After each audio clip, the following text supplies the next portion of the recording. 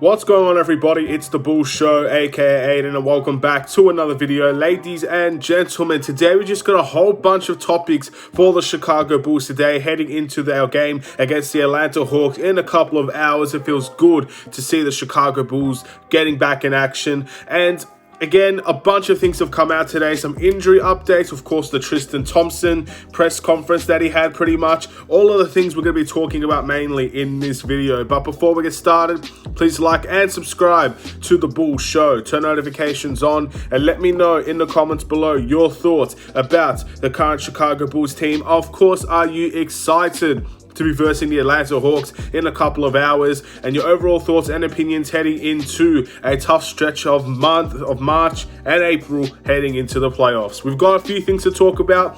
First things first, let's just get started with some of the injury updates for the Chicago Bulls. There have been a few that we can go through. We're going to start off with Lonzo Ball, ladies and gentlemen. Lonzo Ball has actually ramped up his running ability at the moment, which is something that's very positive in my opinion. Obviously, he's dealing with recovery. If you looked at all of his social medias, he is dealing with the recovery period at the moment, and it looks like things have ramped up, which is a very positive sign. My guess is that he's still going to be returning around mid-March to late March, and that's something that, again, is going to be very exciting to see. He's going to have at least a week or two, maybe a bit more than that, just to recover, get back into the swing of things for the Chicago Bulls.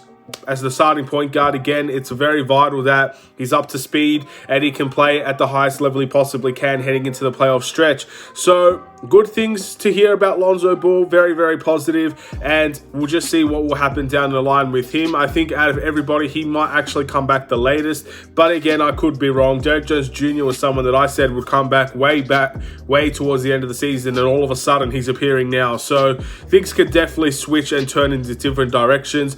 Moving into another player, ladies and gentlemen, Alex Caruso. The thing with Alex Caruso is that he hasn't been able to do any of, I guess, the drills involving the basketball. So pretty much he's doing non-contact or non-basketball drills, but is expected to hopefully be able to participate in drills revolving around the basketball within the next week, hopefully late this week or early next week. That seems to be what's going to happen with Alex Caruso. Again, hoping everything goes well in that regard, and he can pass all those tests with flying colors, and he can also come back sooner than later. Again, the thing with also Alex Caruso is I don't think he's doing any physical drills at the moment either. So it might take him a little bit longer to come back, but at the end of the day, I guess it depends on the severity and how, I guess, positive he can go through some of the tests that will be coming his way in the future. So keep your eyes on Alex Caruso. I expect him to be back within mid-March as well. And the last injury to talk about is obviously someone we haven't seen in a long time for the Chicago Bulls, Patrick Williams. Now, the positive thing about Patrick Williams is that he's actually doing drills that revolve around the basketball. He's being able to, I guess, handle the ball. Obviously, he's been shooting, which is fantastic to see as well. The negative side of Patrick Williams is that he's yet to do physical drills as well, or I guess contact drills, let's say. Same with Alex Caruso. It's the contact drills that he hasn't been able to do yet. Now, I'm not an NBA expert. I'm not a medical doctor or whatever it is, but I guess for me, just seeing that when he's able to do those physical drills, those contract drills with the rest of the team, that's pretty much the closest step you could possibly get to returning to the Chicago Bulls and hopefully having a really good end of the season for him. That's something that we really want to see out of Patrick Williams. It's been a shame that out of all the success in the season, Patrick Williams has missed out on a lot of that, pretty much all of that, which is very upsetting in my opinion. But again, he has an opportunity here if he's to return towards the end of the season and the playoff time. He has an opportunity there if he plays well enough to be in the starting lineup, potentially off of the bench, but whatever it is, he has an opportunity to play, and that's the biggest thing for Patrick Williams. So once he gets started on those contact drills, I think I'll be very happy and excited for Patrick Williams. But again, it's another guy that we don't have an exact timeline of when he's going to return, but mid-March to the end of March is also my guess on all three of these guys, including Patrick Williams. So let's just hope for the best out of all three of them. But that seems to be the update around all of those players at the moment.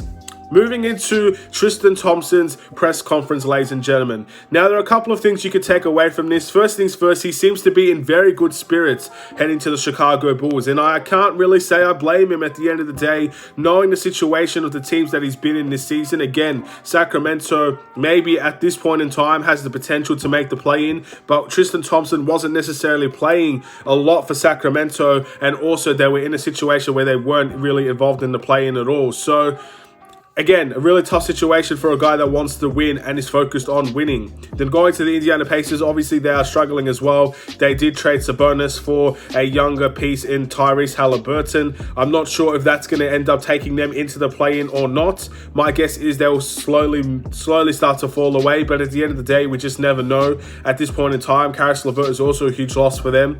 But Tristan Thompson was playing for them as well. So, of course, getting the opportunity to get bought out, heading to the Chicago Bulls, a situation where it's much more positive around what obviously we need out of him and what he can do for us, as well as the whole winning scenario, because we are a team that's really trying to win. The biannual exception as well, giving him a little bit more money. Tristan Thompson should be very much in high spirits coming here.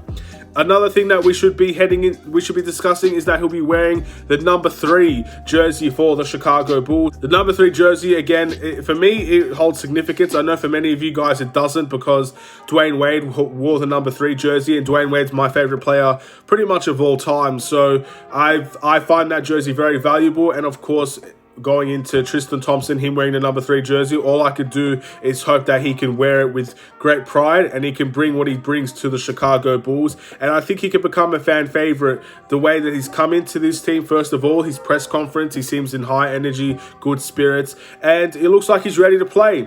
And the biggest thing that I take away of it is the quote that says, "I will do whatever it takes to win." So that's really important, of course, because that's what he's brought in here to do. We know our strengths and we know our weaknesses. And our weaknesses at the moment is, one, a really reliable backup center off of the bench. That's something Tristan Thompson can fill. Rebounding has been a big issue as well. Tristan Thompson can do much in that retrospect as well. He is a very good rebounder, and he can get a lot of offensive rebounds for us as well. That gives us second chance opportunities, and that could be very valuable towards what we could do on the scoring end as well. He does provide a really tough physical play as well. He's good at screens.